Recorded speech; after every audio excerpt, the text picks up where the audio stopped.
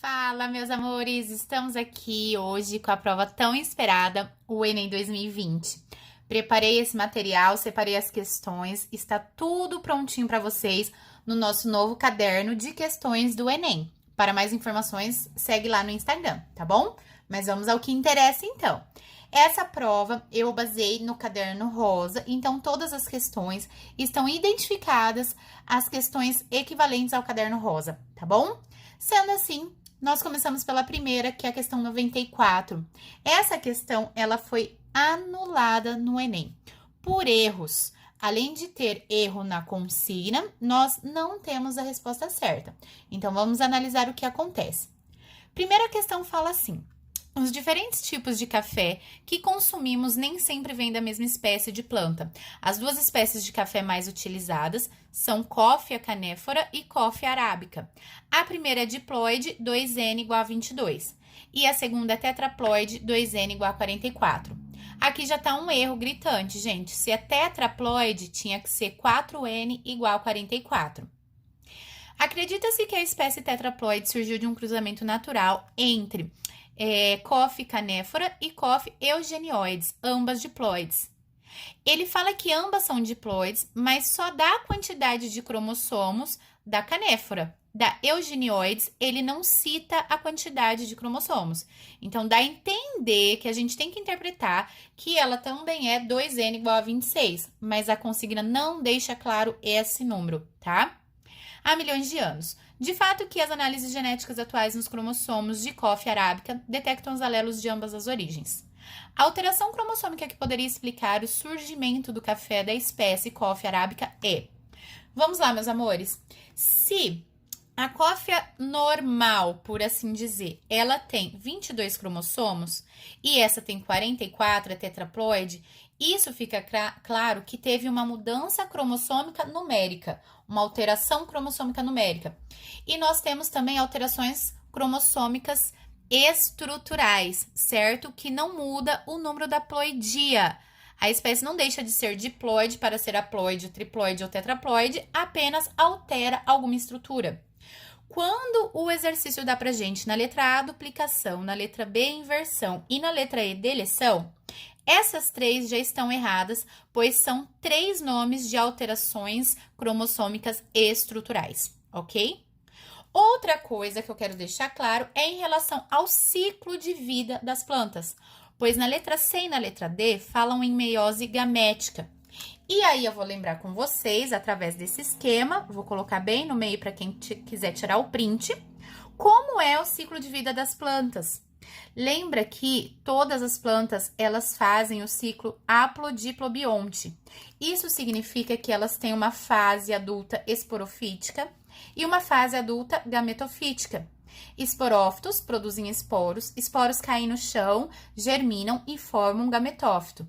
Gametófito produz gametas, gametas fecundam e formam embrião. Embrião cresce e forma esporófito. As células sexuais, tanto esporos quanto gametas, sempre são haploides, então são N. Se um esporo cai e germina um gametófito, o gametófito é haploide. Porém, se gametas fecundam e formam embrião, eu tenho um embrião diploide. E é esse embrião que dá origem ao esporófito, então o esporófito também é diploide. E então, isso quer dizer que o esporófito sofre meiose para formar os esporos. Ou seja, gente, olha o que o exercício trouxe pra gente. Meiose gamética, na formação de gametas. Aqui a gente tem mitose. A meiose das plantas é uma meiose espórica, então não tinha respostas certas. A questão 2 também é uma questão de tema recorrente no Enem.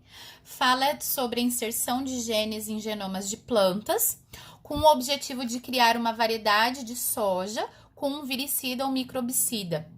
A técnica para gerar essa leguminosa é um exemplo de transgenia, gente, resposta direta. Se eu vou fazer a inserção de genes em um genoma de outro ser vivo, eu vou transferir genes. E se eu transfiro genes, eu tenho, então, um ser transgênico. Resposta letra B. Questão 3, já caiu uma questão muito parecida no Enem de 2013, que começa falando assim, a morte natural de árvores, nananana. Depois vocês podem até dar uma olhadinha e procurem essa prova para corrigir aqui no canal. Mas nessa questão também falava sobre essa demanda bioquímica de oxigênio, que é o DBO, e oxigênio disponível, que é o OD. Nessa questão especificamente, ele traz para nós um exemplo de pontos de coleta em um rio, onde nós temos lançamentos de esgoto. E nesses pontos de lançamento, eles mensuram a DBO e a OD. Então, nós temos aqui as medidas. Se você identificar cada sinal, você já consegue observar aonde temos maior DBO e aonde temos maior OD. Para quem não lembrava o que é a DBO, o exercício trouxe para gente na parte de baixo da consigna. A DBO é a quantidade de oxigênio consumida por micro-organismos em condições aeróbicas para degradar uma determinada quantidade de matéria orgânica. Ou seja, a demanda bioquímica de oxigênio indica pra gente que tá tendo muito consumo de oxigênio. E se eu tô tendo muito consumo de oxigênio, no final eu tenho pouco oxigênio. Quando que isso acontece, meus amores? Quando a gente tem muita decomposição. Quer dizer que nós temos muitos seres vivos microscópicos, temos muitos seres vivos aeróbicos, temos a morte de muitos seres vivos aeróbicos. Isso diminui o oxigênio disponível e faz com que haja a proliferação de seres anaeróbicos. Então, esse processo de decomposição exagerado, por assim dizer, ele faz com que o oxigênio disponível seja menor. Tá? Isso caiu nessa questão que falava de árvores e plantas mortas quando elas estão no solo e perguntava da questão do oxigênio baixo no solo. E aqui o exemplo são com pontos de coleta do esgoto. O exercício vai perguntar para nós, do outro lado da página, qual ponto é mais próximo ao despejo de esgoto? E com toda certeza é o ponto 1, pois nesse ponto 1, o oxigênio disponível, ele está baixo e a demanda disponível, a demanda bioquímica de oxigênio está muito alta. Então, ponto 1, temos maior quantidade de matéria orgânica. A questão 4 fala sobre uma aula de metabolismo energético em que foi apresentado o experimento clássico realizado por Engelmann. Um recipiente contendo bactérias aeróbias e uma alga verde filamentosa foi submetido à iluminação de uma fonte de luz representada pelo microespectro. Após a explicação, o aluno esquematizou na lousa o resultado do experimento. Eu até continuei o desenho da alga aqui para ficar muito claro, embora o exercício mostrou que esse filamento ao meio é a alga verde. Então, imagina que a alga é todo esse filamento aqui, tá? Como se nós tivéssemos, então, uma alga filamentosa aqui, certo? Essa alga filamentosa, ela está recebendo luz com diferentes ondas. Então, nós temos aqui o microespectro, mostrando que essa alga tem pontos que recebe mais ondas de comprimento da luz vermelha, tem pontos que recebe mais ondas de comprimento da luz verde, e assim como vocês podem observar nesse todo esquema. O fato é que, meus amores, o que a gente tem que pensar? É a luz refletindo na alga. A alga faz fotossíntese. Então, aonde tiver maior comprimento de onda, que essa alga possa absorver mais e fazer mais fotossíntese e liberar mais oxigênio, é onde eu vou ter mais bactérias aeróbicas. É óbvio relacionar essas duas coisas. Então, neste exemplo, nós vemos que nessa faixa de comprimento de luz, elas conseguem absorver melhor esses fótons, liberar mais oxigênio e por isso nós temos mais bactérias aeróbicas. Por que nessa faixa próxima ao verde praticamente não existem bactérias aeróbicas? Porque se a alga é verde, ela reflete o verde, então ela não está absorvendo tantos fótons. E se ela não está absorvendo tantos fótons, ela não tem tanto oxigênio, certo? Já aqui nesse ponto que varia do azul ao violeta, ela recebe, faz fotossíntese, mas meia boca. O exercício pergunta para nós aonde é a maior taxa de realização fotossintética. E com toda certeza, a maior faixa é nessa faixa que envolve o comprimento de onda de luz vermelha, ok? Resposta certa, a letra I. 5 fala sobre plantas pioneiras que iniciam um processo natural de cicatrização em áreas desmatadas, que normalmente elas têm pequeno porte, crescem rápido, desenvolvem-se em pleno sol, são pouco exigentes quanto às condições do solo, produzem muitas sementes e têm um ciclo de vida curto. Essas plantas são importantes em um projeto de restauração ambiental, pois promovem no solo. Se as plantas estão crescendo, elas diminuem a incidência da luz solar, certo? Eu tenho sombra. Se existem raízes, eu tenho aumento da absorção de água. Se eu tenho aumento da absorção de água, eu estabilizo a umidade no solo. Por isso a resposta certa é a letra C. Se eu tenho plantas crescendo, eu tenho diminuição da temperatura, eu tenho sombra, eu tenho umidade.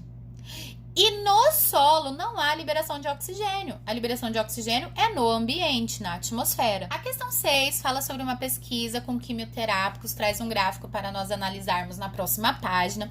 Nesse gráfico mostram as células tumorais que foram experimentadas e células normais, cada uma com 5 grupos e também com grupos controle. Acompanhe nesse gráfico os resultados do experimento. Este é o grupo das células tumorais. Este é o grupo das células normais. Este é o controle das células tumorais. E este é o controle das células normais.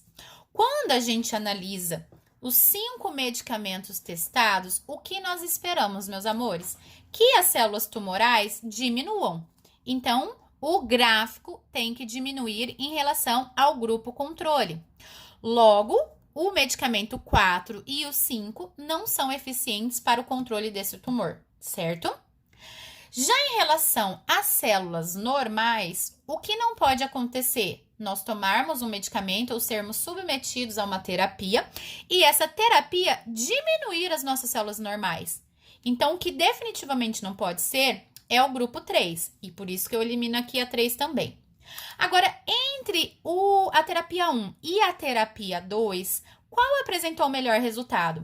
Aquele que diminuiu consideravelmente o número de células tumorais e conseguiu aumentar o número de células normais. E é por isso que o quimioterápico escolhido é a letra B, o quimioterápico número 2. A questão 7 é uma questão que exige um conhecimento de química, pois fala sobre densidade, e aí nós temos que lembrar que organismos, corpos, matérias menos densas flutuam e matérias mais densas afundam. Então, nesse sentido, a questão fala sobre exame parasitológico de fezes, que a gente detecta ovos de parasitas. Um dos métodos é o centrífugo flutuação, no qual a solução utilizada ela tem uma densidade de 1,15 e que ovos que flutuam na superfície dessa solução são detectados. Então, ovos menores que 1,15, eu tinha errado o sinal aqui, por isso eu arrumei. Ovos menores que 1,15 flutuam e são detectados. Muito simples, você vai analisar a tabela e aqueles que forem maior que 1,15, eles afundam, então não são detectados. Portanto, a resposta certa é a letra C. O ancilóstoma, o Ascaris lumbricoides e o Ascaris suum são detectados com esse método. Questão 8 fala sobre uma falha no processo de perfuração de uma empresa petrolífera que ocasiona derramamento de petróleo. Os impactos decorrentes desse derramamento ocorrem porque os componentes do petróleo reagem com a água e sofrem degradação, quem dera, né, meus amores? Acidificam o meio. Se o petróleo, que é o C8H18, é um hidrocarboneto, ele não libera íons hidrogênio. Se ele não libera íons hidrogênio, eles não têm a capacidade de acidificarem o meio. O petróleo dissolve-se na água, não vou nem terminar de ler, pois é muito parecido com o que está em A. Por que ele não dissolve-se em água? Porque o petróleo é uma gordura, é uma graxa, e graxa é lipídio. E lipídio, meus amores, tem caráter hidrofóbico. Não se dissolve em água, não reage com água. Causa a mortandade dos seres vivos. Por quê? Porque como tem baixa densidade, impede a troca gasosa entre o meio aquático e a atmosfera. O que vai diminuir, então, a capacidade de sobrevivência dos seres vivos ali. E a letra E está errada também, pois fala que o petróleo tem cadeia pequena e elevada volatilidade. Graças a Deus, isso está errado. A questão 9 é uma questão um pouco complexa, pois você deveria fazer alguns cálculos, sendo que essa questão é uma questão de genética das populações. No exercício, é comentado sobre o equilíbrio genético de uma população em relação ao sistema ABO. Lembrando que o equilíbrio genético é a base do princípio de Hardy-Weinberg. E quando a gente estuda o equilíbrio genético de populações, na disciplina genética de populações, nós normalmente estudamos essa dinâmica com 2 alelos e dizemos que a população está em equilíbrio quando P ao quadrado mais 2PQ mais Q ao quadrado é igual a 1. Ou seja, azão, azinho, 2 alelos. Eu trabalho com azão homozigoto, eu trabalho com os heterozigotos com azinho homozigoto. E a soma desses alelos tem que me dar 1, certo? Porém, meus amores, esse exercício fala sobre sistema BO. E sistema BO, nós temos alelos múltiplos. Nós temos 3 alelos, um caso de polialelia. E é por isso que esse equilíbrio, ele se dá por uma reação bem maior. Então, nós temos aqui P ao quadrado mais 2PQ mais Q ao quadrado mais 2PR mais R ao quadrado mais 2QR é igual a 1, pois são 3 alelos. E o que o exercício traz para nós aqui nessa tabela é justamente como nós calculamos as frequências para cada grupo de alelos nessa população. Mas o exercício traz para nós informações importantes ainda.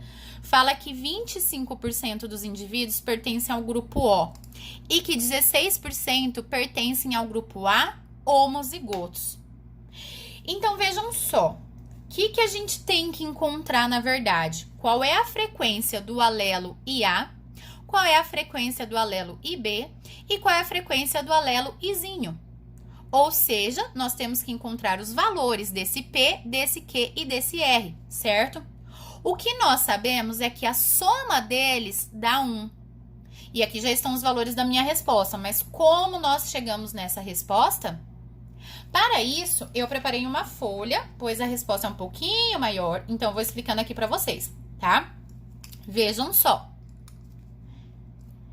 Se a população O, que é a minha população Izinho, que é igual ao meu R ao quadrado, é 25%, então o meu R ao quadrado é igual a 25%. R ao quadrado é igual a 25%. R é igual a raiz quadrada de 25%. 25% é 0,25. Qual é a raiz quadrada de 0,25? 0,5. Cheguei no meu valor de R. Já descobri qual é o valor da frequência de Izinho na população. Beleza? Agora, continuando aqui o esquema. Se a população A, homozigota, que o exercício trouxe para nós, que corresponde ao P ao quadrado, é 16%, então, P ao quadrado é 16%. P ao quadrado é 16%. P é igual a raiz de 16%. Ou seja, P é igual a raiz de 0,16, P é igual a 0,4. Já achei o valor de 0,4. Se a soma dos meus 3 alelos tem que dar 1, aqui eu tenho 0,9, qual é a frequência do meu alelo IB nesta população? 0,1. Pois 0,4 mais Q mais 0,5 tem que ser igual a 1, certo? Já achei, então, a frequência dos meus 3 alelos, primeira parte. Segunda parte, a porcentagem de doadores compatíveis para alguém do grupo B. Quem pode doar sangue para o grupo B? Quem for do grupo B e quem for do grupo O. Então, eu preciso descobrir esses 2 valores. Quem é do grupo O, o exercício já deu na consigna, que tem a frequência de 25%. Então, eu tenho que achar esse valor aqui, qual a frequência de indivíduos B, tanto B homozigotos quanto B heterozigotos. Coloquei mais abaixo da minha resolução. População B é igual a Q ao quadrado mais 2QR. Q ao quadrado, acabei de achar que o Q é 0,1. Então, é 0,1 vezes 0,1, que dá 0,01, que dá 1%. 2QR, 2 vezes 0,1 vezes 0,5, que dá 0,1, que dá 10%. Qual é a frequência da população B? 11%. Qual é a frequência de indivíduos que podem doar para indivíduos B? A população B, 11%, a população O, 25%, resposta 36%. Então, a resposta desse exercício é a letra D. Beleza? A questão 10 também é uma questão de tema recorrente do Enem. Meus amores, eles amam falar sobre ilhas de paisagem, sobre fluxo gênico, sobre corredores ecológicos, sobre isolamento geográfico, isolamento reprodutivo, aparece demais nas provas do Enem. Então, não deixem de fazer as provas anteriores para vocês se ligarem mais nesses assuntos que são recorrentes, tá bom? Nessa questão, ele fala que existe fragmentação dos habitats que levam à formação de ilhas de paisagem. Então, ele cita o exemplo de populações de onças que foram isoladas. É como se eu tivesse uma mata, mas por alguma razão, uma barreira geográfica, como por exemplo aqui uma estrada, eu fragmento essa mata. Então, eu tenho duas partes isoladas. O que eu devo fazer para auxiliar na conservação da biodiversidade nas ilhas mencionadas? Como que eu ligo essas ilhas? Fazendo corredores ecológicos. Isso já foi muito discutido e sempre aparece, como eu falei para vocês. Por que eu devo fazer corredor ecológico? Literalmente, amores, fazer um corredor, uma ponte por cima desses fragmentos para que os animais consigam ir e vir. Se os animais conseguem ir e vir, as plantas, as sementes, os fungos, as bactérias, todo esse habitat, ele vai e vem também. E isso mantém o fluxo gênico. E mantendo o fluxo gênico, eu mantenho, então, a biodiversidade dos ambientes. Resposta letra C. Questão 11, mais uma questão falando de petróleo. Fala que grandes reservatórios de óleo leve, que produzem um petróleo mais fino, foram descobertos no litoral brasileiro, numa camada denominada pré-sal, formada há 150 milhões de anos. A utilização desse recurso energético acarreta para o ambiente um desequilíbrio no ciclo do nitrogênio, carbono, fósforo. Gente, ciclo do carbono e ciclo do nitrogênio sempre cai, ou um ou outro aparece nas provas pra gente. Nesse caso aqui, a gente está falando de petróleo. Acabamos de ver que o petróleo é o C8H18. Ele é um composto orgânico.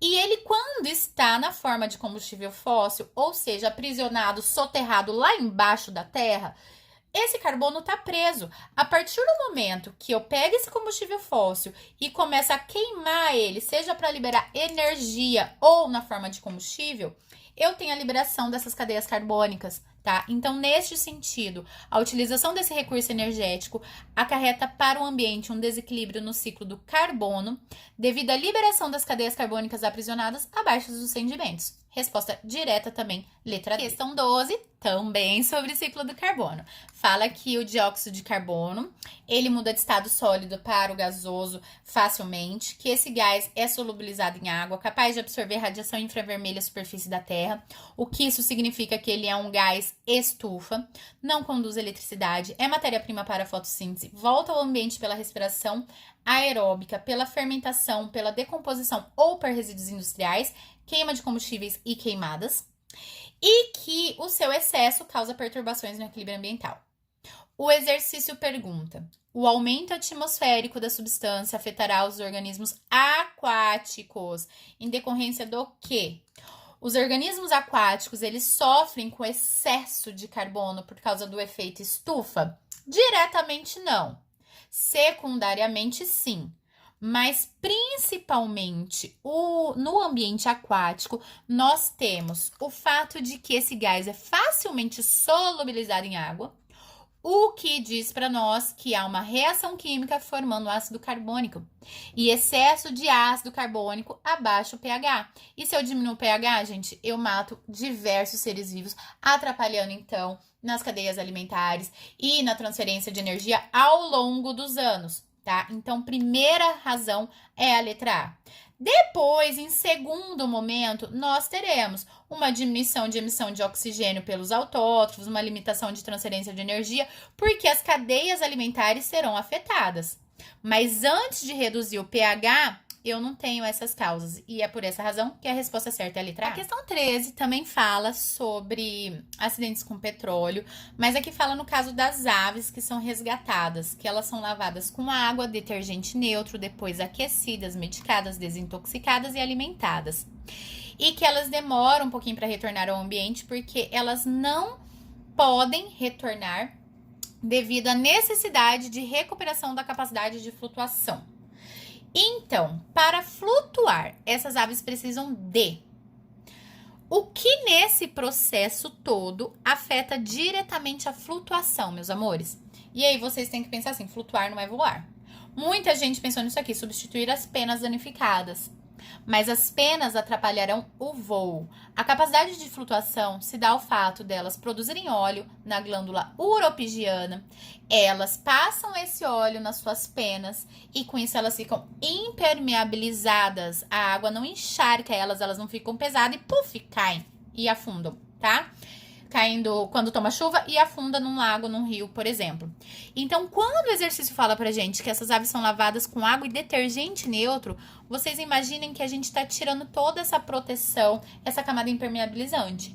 E é justamente isso aqui que elas precisam restabelecer. Então, refazer a camada de cera e impermeabilizante das penas vão ajudá-las na capacidade de flutuação. Resposta a letra I. 14, também é uma questão que está falando sobre tumores, tema recorrente de Enem também.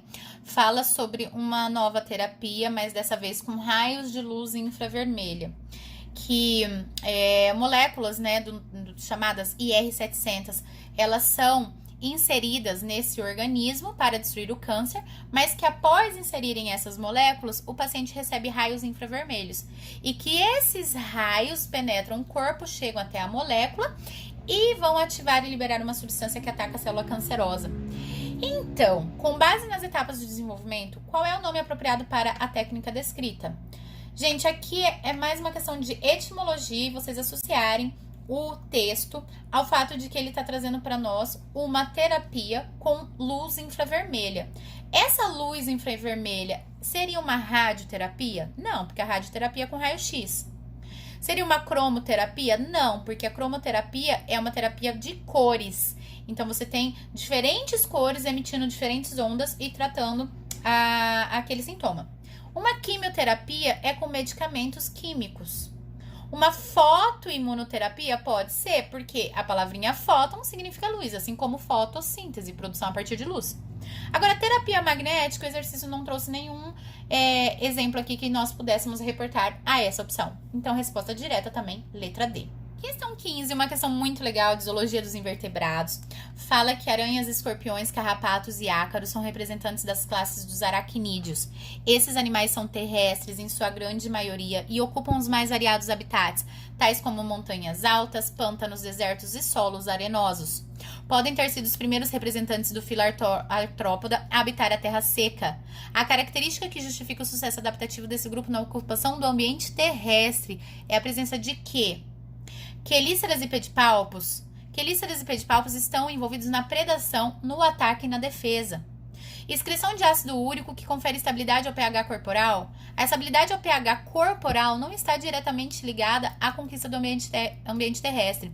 E além do que, outros animais já excretam ácido úrico, mas não conquistaram todos os ambientes como aqui são citados.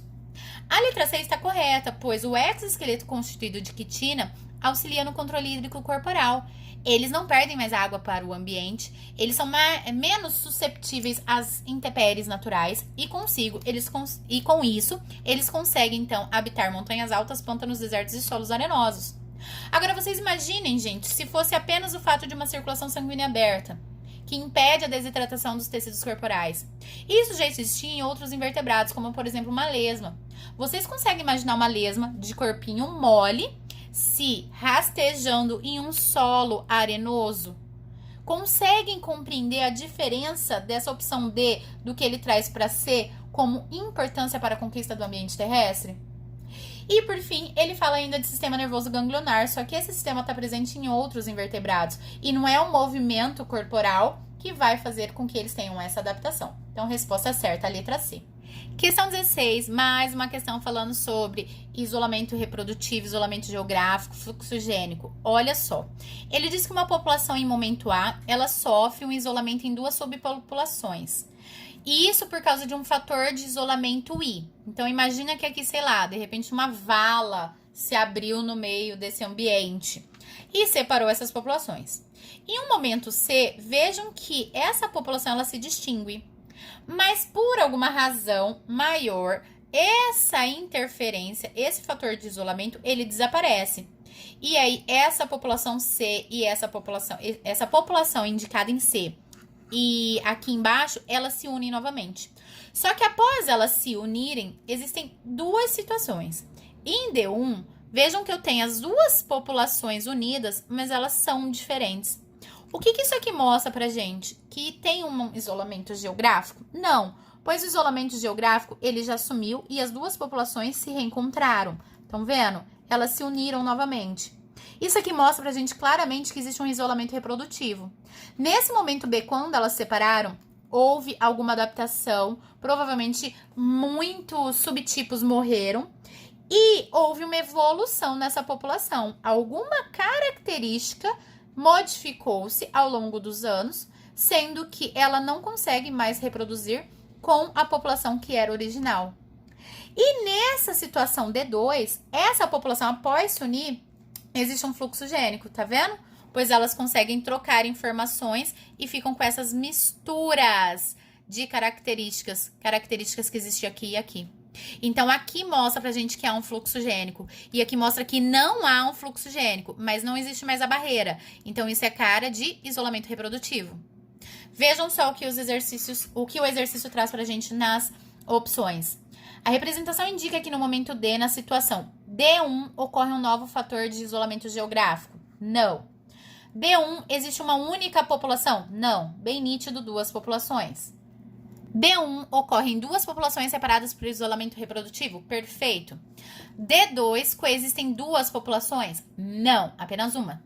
E D2 é diferente, não apresenta as mesmas características que a população original. Então, resposta à letra C. A questão 17 tá bem interessante também. Fala que na indústria farmacêutica é normal revestir medicamentos, tipo a cápsula do remédio, tá? E que essa cápsula, esse revestimento, ele altera o sabor quando eles têm sabor ruim e melhora a assimilação do composto, entre outras ações. Alguns compostos poliméricos à base do polissacarídeo celulose são utilizados para garantir que o fármaco somente seja liberado quando em contato com soluções aquosas cujo pH se encontre próximo da faixa de neutralidade. Ao longo do trato digestivo, próximo ao pH 7, nós temos o alimento, né, ou o medicamento aqui no caso ingerido, na boca e no intestino, próximo ao pH 7. Pois, enquanto tá passando pelo estômago, o nosso pH ele é mais baixo, é um pH ácido. No intestino ele aumenta um pouquinho, ele já é um pH mais alcalino, mas é próximo ao 7, tá? O fato é que, gente, se eu quero que esse medicamento, ele se dissolva nessa faixa de pH, ele não vai se dissolver na boca ainda. Por quê? Porque na boca nós não possuímos celulase. Assim como não possuímos celulase em nenhuma parte do nosso organismo, tá? E por isso a gente não consegue degradar a celulose. Então, isso que tá na letra D, falar que nós permitimos a liberação do princípio ativo pela ação das amilases salivares, está errado. Pois as amilases salivares não possuem celulase. Então, eu não vou liberar o princípio ativo aqui, tá? Aonde que eu tenho que liberar esse princípio ativo? No intestino. Então, isso quer dizer que esse medicamento vai passar pela acidez do estômago e vai conseguir chegar no intestino. Agora, vejam uma coisa que eu já falei pra vocês. Olhem as referências. Às vezes a gente não lê isso aqui, ó. É que eu destaquei com marca-texto, né? Por isso que tá aí chamando a atenção. Porque normalmente a gente não lê essas palavrinhas após a consigna e antes da pergunta. Mas na referência, o título do trabalho é Análise de perfil de dissolução de cápsulas gastroresistentes. Que isso me indica? Que eu quero diminuir a absorção do princípio ativo no intestino? Que eu quero impedir que o fármaco seja solubilizado no intestino? Ou que eu quero garantir que o fármaco não seja afetado pelas secreções gástricas? Resposta direta, perfeita, a letra C. A letra E está errada porque ele fala que a liberação do fármaco vai ser feita pelos sais biliares liberados no intestino. Só que sais biliares, gente, dissolvem gordura e não carboidrato. E polissacarídeo é um carboidrato. Beleza? E para finalizar, a 18 fala que o consumo crescente da sociedade traz uma preocupação socioambiental pela quantidade de lixo produzido, que além da reciclagem e do reuso, nós temos que substituir polímeros convencionais por polímeros biodegradáveis. Já apareceu várias vezes questões muito parecidas no Enem. Essa substituição, ela tem uma relação aos convencionais, né? Qual é a vantagem vantagem em relação aos convencionais? Resposta direta, gente. Esses polímeros biodegradáveis, eles são degradados por micro-organismos. Logo, são degradados em um tempo bastante menor do que os convencionais. Então, resposta certa, letra D. E assim eu termino mais uma prova. Segue a gente no Face, segue a gente no Insta. Deixa o seu like. Não esquece de ativar as notificações do canal, indicar para os amigos, para os familiares e deixar aqui o seu feedback. Um beijo e até mais!